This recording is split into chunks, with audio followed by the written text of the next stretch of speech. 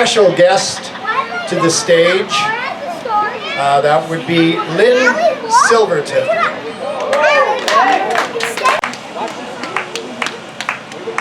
Yeah, come over here. They're going to set you up with you. Here she is, the Grand Dame of Grey Highlands, Lynn Silverton. Step up to the center microphone, Lynn. I see you.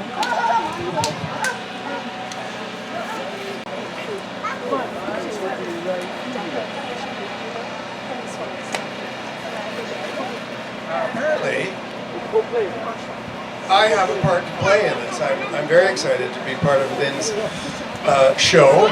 Lynn, could you give us an idea of what you plan to do? Oh, hi, I'm going to sing a Scottish poem, and he's going to translate.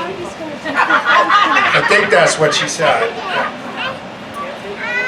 This poem is to a moose. We don't have the translation for it. I'll speak in Canadian, eh? To a mouse, on turning her up with a plough, also known as a poem written by Robert Burns, born January 25, 1759, in Alloway, Ayrshire. And he died July the 21st in 1796. Take it from me, he loved his single malt, just like me, and his lassies, no, not me, I'm too old, but not that old really. I was born 183 years after him. He was the national poet of Scotland, and I'm just the Grey Highlander. Robbie wrote lyrics and songs in Scottish and English, him being bilingual, whereas I am multilingual. Scottish, Irish, English and Canadian. And a wee bit of French, but no the kind you understand in Canada. The poem was written in Scots, and he apologises to a mouse for the mishap when he was ploughing the field. His remorse was put into the poem, and I lost my place. Here I am. Here, I got it. He was upset at the general tyranny of man in nature and reflects mournfully on the role of fate in the life of every creature, including himself. Steinbeck, you've heard of Steinbeck? He named his novella Of Mice and Men after a line in the 7th stanza of the poem. This line is the best laid schemes of mice and men gang after gley, and leave us not, but grief and pain will promise joy. So, because he wrote it in Scottish, a translation was done by Michael Burt, who's an American poet. Imagine that, Americans understood Scottish. And he was born in 1958, and I have abridged the poem, meaning I have cut it really short. We sleek at Curn timorous beastie, oh what a panic's in thy breastie.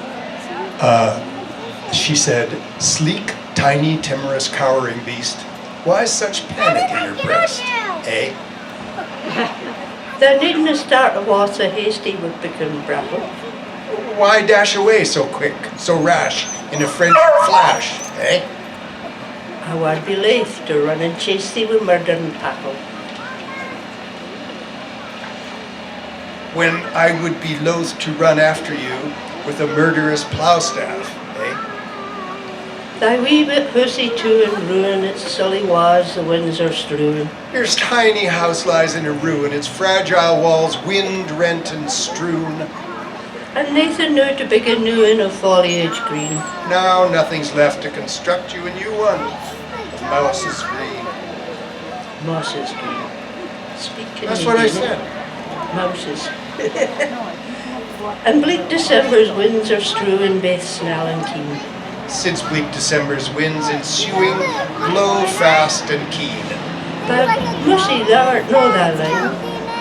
Improving foresight may be vain. But mouse friend, you're not alone. Improving foresight may be in vain, eh? The best laid schemes of mice and men gang after glade. The best laid schemes of mice and men go oft awry, eh? And lead us not but grief and pain, O promised joy. And leave us only grief and pain for promised joy. Still thou art blessed compared with me, the present only touches thee. Still, friend, you're blessed compared with me. Only present dangers make you flee. But och, I backward cast my eye on prospects dear. But, ugh, behind me I can see grim prospects dear, eh? And forward though I canna see, well I guess we fear. While forward-looking seers, humans guess and fear, eh? So it does go on and on and on and on and on, and I didn't want to put you through it. But they also did one to the haggis that you would be familiar with. Fair for your fou and sonsy face. Well done, you're an educated fellow. And there was also twa corbies. You know what twa corbies are? Two crows. Two what? Crows. Two crows. Twa corbies sat on a wall. I don't speak Scottish. Well, I'll help you. Bless you. So I'm going to give him a hug for putting me in this position, and that way I'll know how big to dig the hole. Lynn Silverton, ladies and gentlemen. Bless your heart. And Lynn, take your coupon for ice cream from Rob.